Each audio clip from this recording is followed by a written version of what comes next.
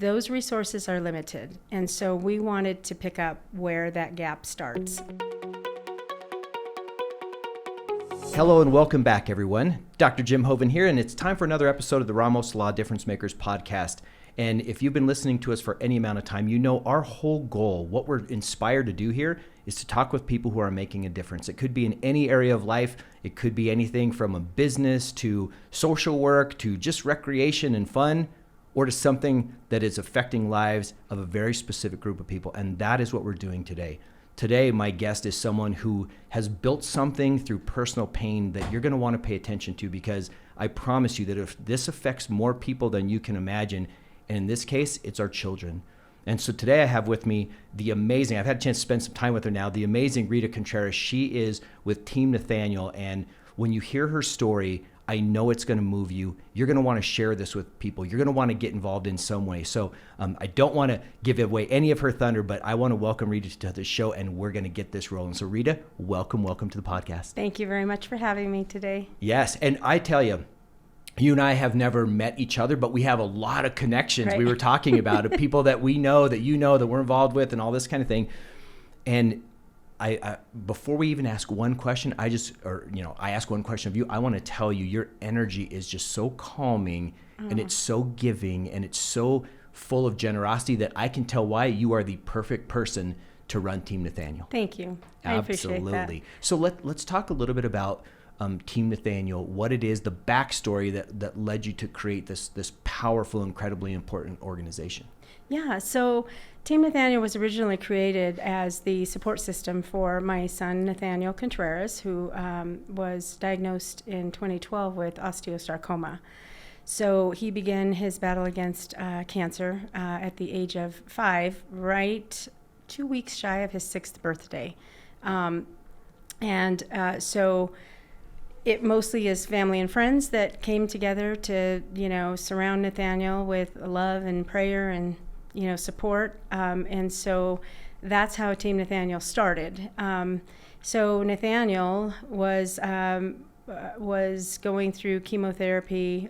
He battled for about 3.5 years. And in 2015, he passed from cancer. So once that battle was lost by Nathaniel, we decided to, figure out how we were going to continue the fight against cancer. So my husband and I had been talking back and forth a little bit about creating this nonprofit. And, in my mind, I'm like, I don't ever want anyone to forget my son. His life really meant something. And the people that he impacted along his journey was incredible. Just his passion for fighting this battle, the connections he made with, his nurses. I mean, everything was just at a very heartfelt level. And I just thought, we can't stop here, right? So we looked into creating this nonprofit, and we also mulled over, like, what would we do? During our journey, there's a lot of things that we discovered. When a child is first diagnosed, there's a huge amount of support. Your friends, your family, community, strangers, just people wanting to help, which is wonderful and amazing, and it's great because you're sort of living in a blur for the most part. What happens when it comes back? He went through 10 months of chemo. We got through 6 months without a recurrence, and when he was diagnosed again, second time, it traveled to his lungs. People leaned in again, little less people, and you sort of have your solids that continue to hold you. And we went through chemo again for another 8 months, and he was clean for about 3 months, and then it traveled to his brain. So by the third recurrence, there was not a lot of financial support that we could rely on.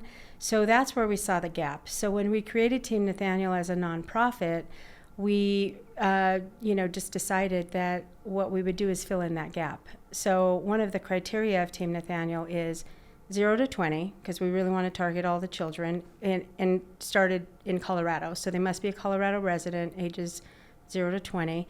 and they must have had at least one recurrence. And we do that by design because we know that the first year, they're going to get all the support that they need.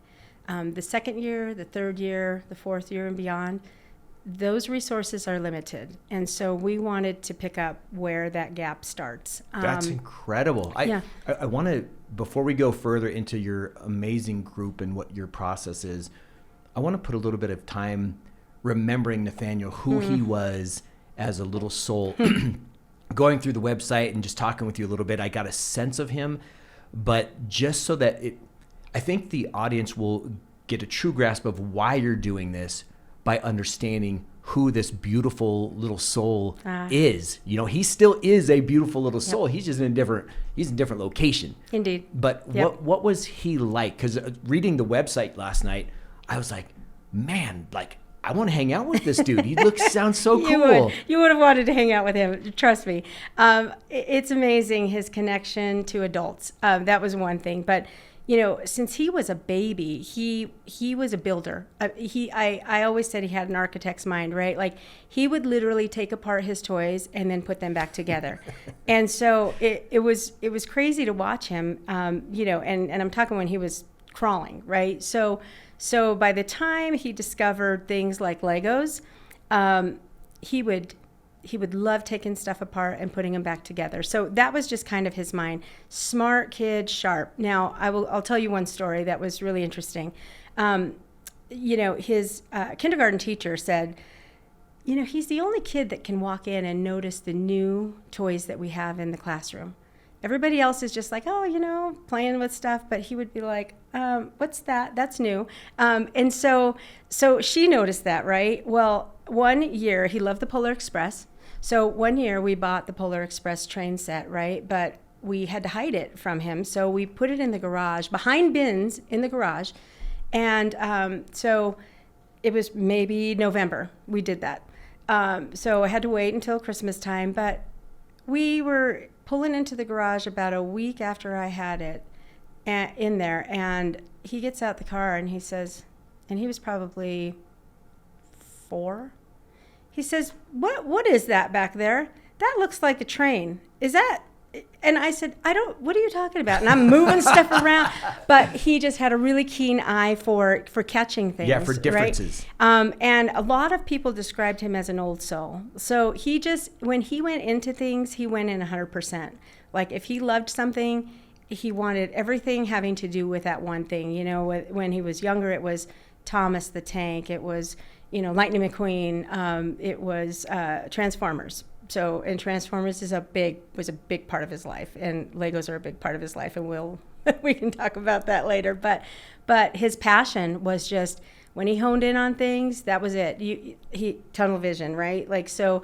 But an amazing kid. You could have adult conversations with him, which was really kind of crazy.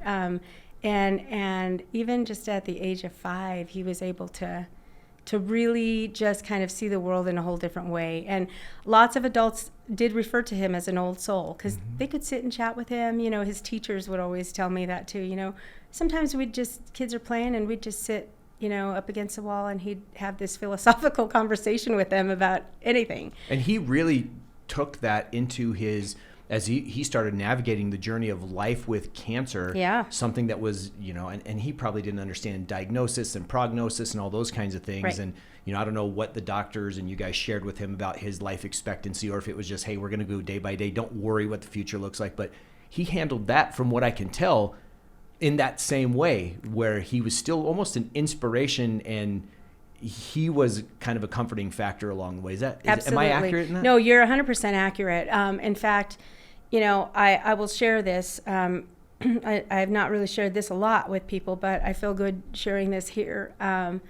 The day of his diagnosis, we were sitting in the doctor's office, and we'd never been in touch with the world of cancer before, right? So I honestly didn't know what to expect. But he was kind of playing in the background, and he was catching it all.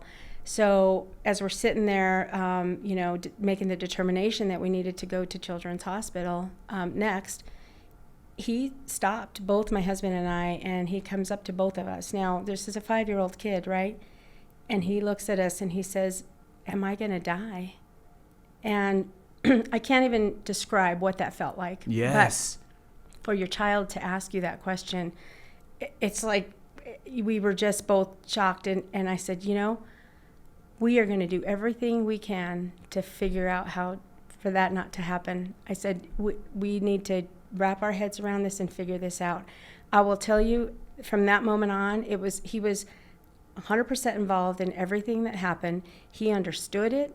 He made decisions. I mean, honestly, we really included him in a lot of that because he knew what he wanted to do. And he would say, I want to fight. I want to do this surgery. I want to try this.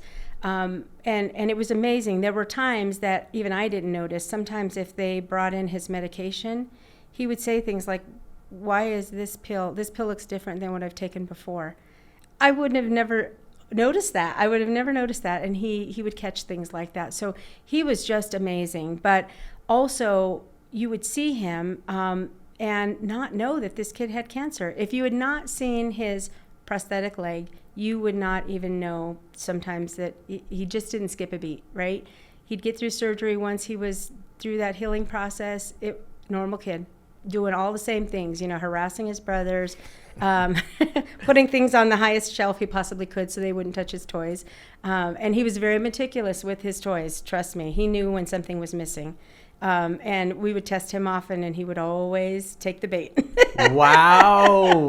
And how did he change over those 3 years? Obviously, he would have matured going into the next year like all kids do, but did you notice anything different compared, because you have 2 other children as well, looking at them going through that same ages, did this give him an insight about life or about relationships that maybe is unique combined with his old soulness that you'd be willing to share? It did, which was amazing, because you think of this child at the age of 5, what is going on in their world, right? They should only be worrying about toys and, fighting to take a shower, those kinds of things. But, he's thinking about strategizing for the next time around, or battling cancer, and I'm going to beat this. And he was always thinking forward. But I think that when a child gets diagnosed, it just changes their view of the world, right? They know the possibilities. We never talked about it beyond the day of him asking. We never talked about the chances of him losing his life. Mm-hmm. But he came to us and would say things like, if I make it, and I think that we should do this surgery because, I want to beat cancer. And it was very matter of fact. And he never said, maybe not. When he made up his mind, it was done. He created that mind frame for himself that this is what was going to happen, and this is the path to survival, right? And so it was really interesting to watch him just go from this sort of carefree child who, only had to worry about toys to, I now have this big battle that I have to fight, and how am I going to do that? Now, he knew he had us behind him 100%, but he also knew that he was the one who had to be there to do that battle, right? So I just think part of it was him just setting himself up for, I got to get through this. And he always did so amazing. But honestly, even at the age of 9, it was just like, how is this kid only 9? Just the things that he knew. I will say within a year, one of the things that he was given by his school principal and the school that he was going to at the time was an iPad. So that's how he discovered much of the world. So he did. He looked into a lot of stuff. He even did a little research on things. I mean, it was incredible, just all of the things that he would share with me. So it was almost like he was an adult at the age of 9. He compressed a lot of life into a very short time. He absolutely did, and impacted so many people along the way with just all the knowledge that he had. And the interesting thing is he always kind of kept the fun side, the kid side of things. He still played with his brothers. He still loved to build his Legos. He still had his little, they're not dolls. The Transformer guys. the action figures. Yes. And he would always play with those. So there was always that kid side of things. But when he was serious, and he really just concentrated on getting what he needed to get done to get past this. And I would say closer to the end, I think he, when it traveled to his brain, I think he really kind of knew, probably before we did, that there was a good chance that he may not, make it. Come through that one. And so he did start to say things like, if I'm not here when this happens, or if I don't make it by this, or if I make it to 10, could I have this video game bus again for my birthday? Things like that. And so honestly, I do feel like there are moments where he was preparing us more than himself. Yes. One thing I will tell you is when we had reached the point where we knew there were no other options for him, we had a candlelight vigil at our home, and he wasn't feeling very well that night, so we just kind of asked people to stay, on our lawn, and we had a few people inside, kind of did a line of folks coming by. My husband was a mess. We were both a mess, but my husband was a mess, and he was crying. And Nathaniel wasn't feeling very well, but I'll tell you what, he had a box of Kleenex right next to him. He picked up that Kleenex, and he looked at his dad, and he wiped his dad's tears. And I lost it. I'm losing it now. And then he did the same thing to me. And it was almost like, he was like, I want you guys to be okay. So who does that at 9, right? Right. So incredible. So that, his passion, his love, his sense of knowing what, how things were happening, he had a really good grasp on life. And that's the stuff that we always remember when we think about him, which is all the time, and when we talk about him. And so it's been an amazing journey to have somebody in your life for 9 years, but it does feel not as long and longer, if that makes sense, right? No, I get it. And we can talk about that more later too. But now let's switch the journey to one more part before we go deep into Team Nathaniel, what it means. Having lost a child ourselves a year ago, I know my journey as it continues as a parent. What about you guys? So obviously one of your expressions of this was creating Team Nathaniel, but how did you change as a couple and navigate, and you've got these other kids that you're thinking about? What lessons did you learn, or what was that experience like? Because I get it. My wife and I get it, but a lot of people watching or listening, I think if they could understand the insights of this, it would increase sensitivity. Not that people aren't really caring and giving when someone goes through this, but they kind of hate to ask questions. How are you really feeling and all that? Because it's awkward, right? Yeah. It's different, and it's so impactful, and they don't want to hurt anybody's feelings.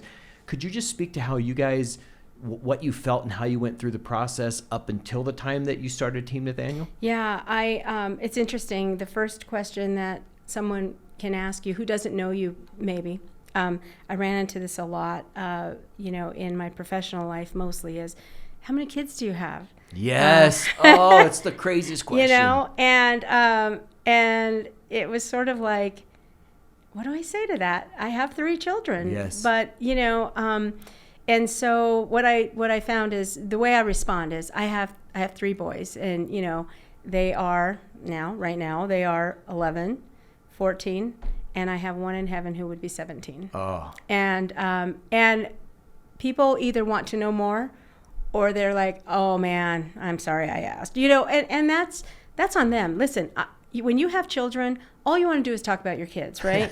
At least for me. Yes. I love talking about my kids. I dote on my children still. They don't enjoy it as much, but so whether they're here or they're not here in this world, I still want to talk about them. You think I'm ever going to forget my child? Right. Not going to happen. Right. Not going to happen. So I invite people, like, don't be uncomfortable because I told you I have a son that I lost. I want to talk about him. I would love to share who he was, and his passion for Legos and his love for Transformers, and, Optimus Prime is the ultimate, and, and the things that he does. Like, I will give you one quick fun fact about Nathaniel too with this iPad is he would always look up the Target and Walmart specials, right, of all of the Transformer toys.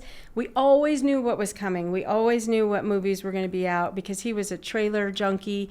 And, so he would always just gear us up for the next time around. And he always had his Christmas list. February-ish. With prices, with links, with the picture. Wow. So what there was an no amazing confusion. I know. human being. So for us, it's a huge, I can't even begin to describe the loss that we are still enduring. I mean, this doesn't go away. Right. We talked about this a little bit. You don't ever heal from losing a child. What you do is you figure out how to make the best of your life and make the best of the memory that you have of them, right? How do you honor their life? That legacy, yeah. Because he was so passionate and he was just such an amazing human being. You want to share that with the world. Now, we still had a responsibility to 2 other boys who loved their brother and deserve a happy childhood. I still can't imagine how the loss of a brother at that age has impacted them even today. Mm-hmm. So, it was almost like our whole household just fell apart and we had to rebuild and we had to figure out how to be happy again, how to smile without feeling guilty, how to have these celebrations and have a good time without him there. And so it took a while for us to do, and I think we've done a pretty good job of figuring it out, but part of that is because we know he's with us always. He's given me the signs that I need for my heart to be happy. Yes. Would you share one of those signs? Yeah. We might need to get you a Kleenex. I don't know. Yes. So we did a lot of road trips together as a family because that was always really important for us to do. When we took him to Legoland, it was one of the last vacations that we took with him. I had to get him to Legoland. There was no way. Was he just in heaven there? Oh, when my he was gosh. there, was he just my insane? Gosh. And then we did a Universal Studios stop, So he got and to see the he got to take a picture with Bumblebee, and he saw Optimus walk out. I mean, it was heaven, right? He was just, it was the best vacation ever. And so when we got home, we had a slew of dragonflies hovering over our home, right? And so we're like, what's going on? What's with the dragonflies? Yeah. And I'm looking around. I'm not seeing dragonflies everywhere else. I'm just seeing them above our home. So didn't think too much about it, but it was kind of cool. I like dragonflies. Yeah. So we took our first road trip to South Dakota. And this was probably about a year after, and along the way I had asked Nathaniel for signs. Like, I just would talk to him all the time. I still do. I need to know that you're okay. I need to know that you're here with us, So we took our first road trip. I think I cried all the way to Wyoming. And my husband's like, are you going to be okay? I said, I'll be okay. I just, it's really hard doing this road trip without him in the back seat, Yes. So we stopped at a truck stop in Wyoming, or a rest stop. Boys took a potty break, and I said, let's take a picture. There was a sign that said Wyoming by these bushes, and I said, I just want to take a picture of you guys there. So the boys stand up next to this Wyoming sign, and here comes this dragonfly that just lands right on a leaf. And I said, I'm okay. I know he's here. So that's all I needed, right? Wow, yes. And that was amazing because I needed that sign to be okay that we were doing this without him. But then I realized he was telling me it's okay and he's here. So I was fine the rest of the trip. And we had a great time. But it is those things. So dragonflies are our thing with him, and that's our personal thing with him is when we need a sign, it's a dragonfly symbol. That's so beautiful. Yeah, and there have been some other amazing things that have happened, but that is one that kind of stands out where I really knew I needed that, because Wyoming is a long drive. So for me to be in tears from here to Wyoming, that was a lot of crying along the way. Oh. So it was good. Well, thank goodness that you guys had your antenna open, if you will, your spirits open to receive, like, let's talk with him. Where is he? And he showed himself through that. And I think, again, it might be hard for people to understand that haven't lived it and experienced, but I've had several of those moments as well. So we are kindred spirits in that regard. And so now was there something in particular that led you guys to say, we want to keep his legacy going by starting Team Nathaniel? And then how did you decide what group of kids needed your support as opposed to, there's, I think if I remember right, didn't you put on the website, there's like 800,000 children a year, or 300? Yes. No, 300,000 children under 19 with cancer, and 80,000 of them die from their illness. Yep. And annually, the National Cancer Society will come out with new statistics. So who knows, if those numbers continue to rise. Yes. So to answer your question, I think the frustration that my husband and I felt was, I'll never forget these words when Nathaniel was first diagnosed. We were told that childhood cancer is treatable and curable. So in my mind, you were good. Okay, what are we doing, right? Now, where we grew frustrated was we didn't know that there were only 3 methods to try and cure childhood cancer at the time. And now that's all childhood cancer, or the osteosarcoma cancer. All childhood cancer. Okay. So, it's chemo, it's radiation, and there were some trial medications that were recently coming out. That's frustrating. Mm-hmm. How in all this time do we only have that minimal amount of offering to have our children survive? Mm-hmm. So, I think what we did is we used our anger and our sorrow and our pain and said, what can we do to fix this? Like we have 2 other children, number one, but we also have a lot of children in our family and our friends. Like this could impact any one of us at any time. So what can we do about this? And so what we decided Team Nathaniel would do is help fund trials for these children that are looking at other treatments. We have to test. What I found out when I would start to do some research, and I did a lot of research, on all of the different kinds of medications, is I would send this to our oncologist and say, what about this? What about this? And the response always was, it hasn't been tested on children yet. And in my mind, I'm like, hey, okay, you give kids, 400 milligrams of Tylenol, just break it in half.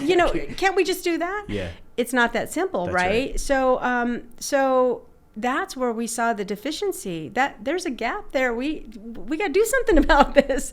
And so when we created Team Nathaniel, it was like, yes, we will help families with their financial assistance, whatever it is they need to get through, 1 or 2 months is what we generally provide assistance for. Whatever helps them get through it. But our primary goal is, and our tagline is building one hero at a time, which is finding those kids who are eligible to get to a trial. So if they need help covering airfare expense or, hotel, whatever it is they need, we want to fund that gap so they can get there, so that they can get closer to a trial for survival. And is there a criteria that some kids don't qualify for a trial? You either have to be too sick or not that sick where you would and do you guys have to sift through all of that to decide? we don't make that determination. Those are generally made through the hospital, right? Mm-hmm. So most of these kids are already going through treatment. Mm-hmm. They're selected to do it, may not always have the means to get there. That's where we can come in. And the medicine too, right? Correct. Yes. And so, CBD for one is a good example. Mm-hmm. Most hospitals aren't going to say, hey, yeah, let's use CBD. But if you're a parent and you say, hey, there have been kids that have survived similar, treatment, I want to do this. If that's what they need coverage for, then that's what we're going to help with, Wow. And so it's again, filling those gaps where not everybody, it's not all clean and cut and dry. Right. So we decided that's where we were going to hit is where that need is most, where other people can't rely on another source of help or the means to get there. Because insurance isn't going to cover, for sure, not travel, but if it's trial medication, before Right. it gets to it past a certain point, Right. then they're not going to cover it. Yep. So this is all on the families. Yep. And so, lots of them will do fundraisers or try, but, and our application process is so easy. That is the other thing. We said, we are not going to put them through all of this paperwork and having to supply us with, medical. It's like, fill out the application with the information on your child, what's their diagnosis, who's their doctor, and then we reach out to the hospital to say, will you confirm that this is a recurrence, or will you confirm that this child is going through a trial? We generally get a response within a couple days, and we're good to go. We send them the check. We try to make it as easy as possible, because you know what? They have other things they need to be worrying about. Yes. Not how am I going to make the mortgage this month? How am I going to pay the electricity bill? We've been there, we've done it. So all of the things that we struggled with along the way through our journey, that's what we want to help these families with. Wow, that's so impressive. And I know you guys were talking about the flow of incoming help that you've been able to provide has really changed. It's gone up almost like exponentially. It seems like you were handling 20, 30 a month or something, and then all of a sudden it ramped up. How frequently used is your program? So we are generally getting requests about twice a week. And we do our diligence with the families, and we get checks out to them as quickly as possible. Most of the time we can just make a check payable to them, and then they can get their bills paid. Now, but 2023, I don't know what happened. We started to get a slew of them. And so, we generally have one annual fundraiser, right, which is our big fundraiser of the year. Yeah, that's but a at the golf beginning tournament. of this year, yes, at the beginning of this year, it was like, what is happening? Well, I think a couple things happened. I heard back from one of the child life navigators at one of the hospitals, and she said, honestly, you are one of the organizations that we hear back from so quickly, and you're really responsive. So we do send a lot of kiddos your way, but there has been an increase in recurrences. And so while there are trials that are going on, we're still not getting kids to 100%, of being cured. And so there's still a lot of work to do. And we know that. So we decided this year, it's like, okay, what can we do? We got to get creative, because we got to have these fundraisers. We cannot tell these families no. Now, the most that I've had to tell families no so far is if they don't live in Colorado. We've got a couple of pings from people who have heard about us, but they're not a Colorado resident. Or it's a first-time diagnosis and they just didn't realize that they didn't meet that criteria. Now, what I do though, is, because I know a lot of these other organizations that do provide assistance, is I give them somewhere to go, because I never want to just say, sorry, we can't help you. Yeah, so you're very well networked Yes. now in with the other folks that are helping the same population of young folks. I'm part of a coalition. It's the Colorado Kids Cancer Association. That might not be right, but CKCA. Got it. And what we do is, we meet quarterly, sometimes monthly. We just get together and talk about what we're all doing, so that we are not, we're all not kind of recreating the wheel. Like, what are you doing to help families? What events do you have going on? How can we help each other promote? We have to work together. We're all trying to get to the same place. We want to get to a place where these kids have a means of survival. Yeah. Boy, I wish somebody had done this for me before my son was diagnosed. Yes. That's all I can say. Yes. So if we can be a part of someone else's child surviving, then that's what we'll do. All in Nathaniel's honor, right? Yes. So that's where we are with that. I think I digressed somewhere in between there. You asked me a question and I don't know that I answered it, but with the number of kids that we have gotten, we did get an uptick. So part of it was because of our responsiveness, it sounds like. So, there's that. But the recurrences are increasing. And so, we have to be there to help them.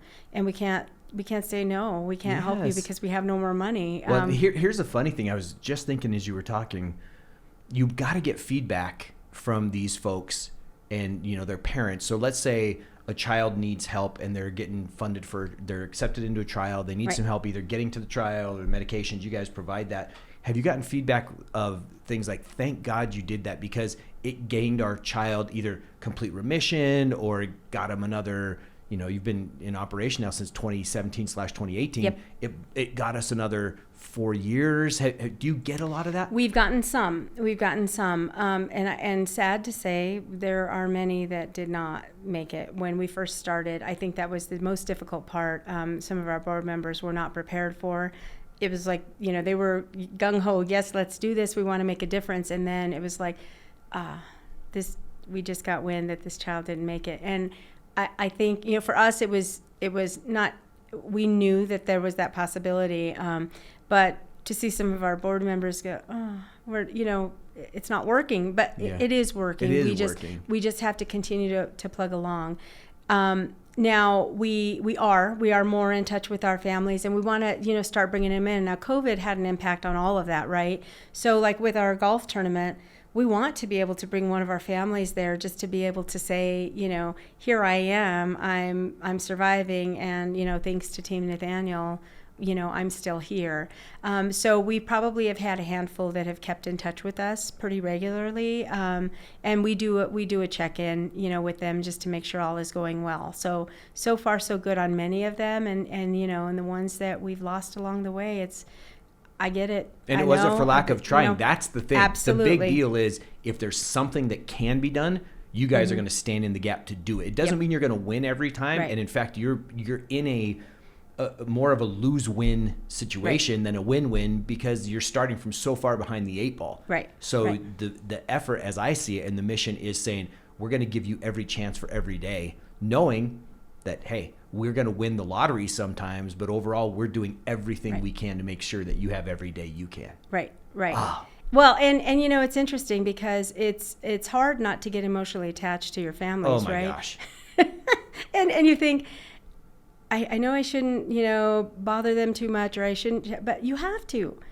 How can you not? How can you not just say, hey, here's a check, there you go, and never know what happened to this child, yes. right? And so it's wonderful to get pictures of kids who are like 2 years ago you helped, and you see them now, and even though they probably are still going through some residuals, just to see them happy and living their lives, right? So that part is amazing.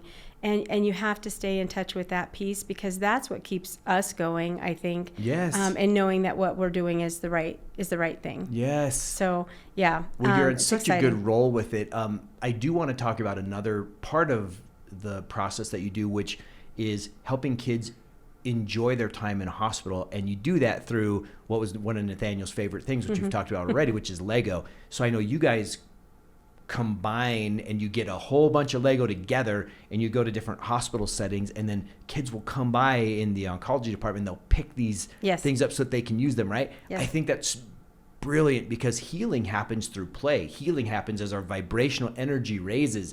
And when you find the kids that love to do that and you meet that need, wow, you talk about changing their lives in the moment. I want to hear more about that. So, Nathaniel first discovered Legos at Children's Hospital because, I don't know that he ever really had many of them. He was really into Transformers and building, right? So Transformers, you have to build too. And yes, and trains and everything in between. Now, when he started going to treatment, he would get an offer for a Lego, and I'll try that.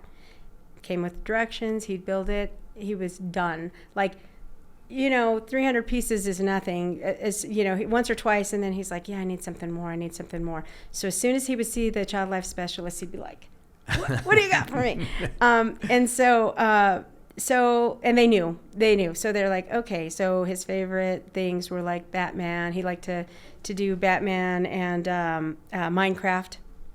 And so they got bigger and bigger and bigger. But what I discovered is this really took his mind off the treatment he was receiving at the time, right? Mm-hmm. It really took his mind off being in a hospital and just sitting in the bed or being sick. He spent his time building, and it gave him something else to think about. So one of the things that we really hone in on is really being able to offer that to the kids while they're there. And that, again, is back to everything we do is intentional. Everything is to honor his memory, right? And so we wanted to do that. We wanted to give kids the same ability to focus on something else other than the treatment while they're in the hospital. And so aside from the oncology days that, pre-COVID were wonderful, I think that we're going to start gearing up this fall for another. But Children's, Rocky Mountain, they all do these oncology days, and we set up our table, and all of the Legos that we collect or are donated throughout the year, they have to be brand new Legos. We just set them up. And these kids, yes, they walk through, they pick out their favorite Lego, and hopefully they are as happy as he was doing that. And we also, throughout the year, we keep in touch with the oncology nurses. Do you have a kid that loves to build Legos? Let us know. And we've gotten requests, and we've delivered those Legos. If they, what do they want? They want Batman? Do they want, Harry Potter? Whatever it is. I did get a request from Millennium Falcon that has not been haven't pulled that one off yet. Yes. Yep, quite yet. But I'm like, that's a big ask. So, Yeah. but I'm going to ask, and so we put it out there. So I'm hoping someone out there, who has an extra $1,000. That's how much it is for the Millennium I think Falcon? it's like $800 Wow. for Millennium Falcon. Yeah. Wow. And so, but this kiddo who had asked is 16, and he's going to a trial, and so, but he's ready. And so, I love seeing that passion, because I remember that passion. I remember seeing Nathaniel just excited about building his Legos. And let me tell you, we were surrounded with Legos. In fact, my office at home, all the shelves behind me, and the closet, all are lined with the Legos that he built. Wow. So those are so legacy pieces. so important to me and us. Yes. And so, and even his brothers know, don't touch the Legos, But it was wonderful to watch him build it. And so if we can give that level of happiness and just, distraction, honestly, for these kids, then it's worth all the time it takes to get these Legos collected and do the things that we do. And do you guys you obviously take monetary donations, you take new Lego donations. Yes. If someone has gone through their Lego phase and they have a tub of Legos, maybe it's not with instructions and all that, is that something that you guys take? Or? We cannot take used ones because with oncology patients generally they can't, might have something, they might not be antiseptic. Yeah, you can't. But we have been contacted by some families that do have Legos, and we've referred them to places like Judy's House. Judy's House is a place that we went to for therapy after losing Nathaniel, and they have play areas for the kids. So they'll take things like that. So other organizations that can take used Legos, we will usually refer them to. Mm-hmm. Have you contacted the company, Lego? I've tried. They're really hard to get through to. So I have tried. What we have done is the Lego store up in Colorado Mills. Yep. We have an account with them, but one time we did get a special request from a kiddo who we ended up, he did lose his battle, but he had a special request, and one of the employees, they pulled together, and I guess they get like points or something for Legos, and they decided to use all of their points together to help us get that Lego. So amazing, right? Sometimes you just got to share the story so that they know what they're doing. Like this is where my points are going. I'm willing to do that, and that was amazing. It's one of those things where I'm going to break down that wall to Lego at some point and get there. It's only made of Lego, I know. so we'll get through it together. We'll figure out a Right. way. How about volunteers? Is your organization one that requires, needs, and accepts volunteers? And if so, what do they do, and how could someone that maybe is watching or listening get involved? Yeah, so we would love to have volunteers. We do our annual golf tournament. Our annual golf tournament is always the last Saturday in August. Again, intentional. The reason we do that is because September is Childhood Cancer Awareness Month. So we do it the last Saturday of August. If we get new golfers in, whatever, we just want to raise that awareness that, by the way, September is Childhood Cancer Awareness Month. All of our golfers get a gold pin to wear during the month of September. Gold is the color of childhood cancer. And we definitely can use volunteers for our golf tournament. Some may be sitting at a hole watching a contest or watching the ball where it lands. Some we use, during the lunch portion, during our registration, when we have people checking in. We can always use that. And again, back to the intentional piece, the reason we chose a golf tournament is back to Nathaniel, he had to have his leg amputated, his left leg amputated. When we first found the cancer, it was located in his left femur, the tumor was. And they determined that in order to fully remove the tumor, that his leg needed to be amputated. So he underwent an 18-hour surgery called rotation-plasty. Wow. It's an incredible surgery. Now, because of that, Nathaniel had a robot leg, so that's what we called it, and everybody, all of his friends, thought it was really cool. Yeah, and he was thought a it part was cool. transformer. Yeah, exactly. Yep. So he had this robot leg, and so while he was healing, and because the cancer came back so quickly, he really didn't have the opportunity to do a lot of physical activities where he could run and do a lot of things. But his dad liked golf, so he wanted to try out golf. Well, he took a few lessons from a gentleman who had donated his time to teach him. His name was Andrew, and he started to learn how to golf. So when we started thinking about what kind of fundraiser could we do, my husband immediately said, it's got to be golf. I mean, he loved golf, right? Wow. And he was good at it. And so that's why we chose the golf tournament. And it's been hugely successful. We've had a full tournament every year. So that's where we could utilize volunteers. We can also utilize volunteers in a variety of ways if they have a specialty, like, web design, or if they know how to work with, online auctioning, those kinds of things, because we're still a newer organization. There's a lot we still have to learn, and we can't do it all. We're a 7-person board, and we all have full-time jobs, and we all, for the most part, have families, so kids that we need to take care of. It's purely about the passion for these kids. Absolutely. And so we have limited time. So sometimes we do have these conversations where it's like, it would be great if we had somebody who could research this for us, or it would be great if somebody knew how to do this. So we're always looking for somebody who, has the time, has the passion to help these kids, and honestly, has the ability to know that you may run into some of these families and you may not see this child survive, but you may. And so there's always that, right? Yep. And so it's a great impact. It's a great opportunity. And honestly, we're a cool group of people to be doing this stuff with. So I love it. Rita, that is so amazing. You have been such a phenomenal guest.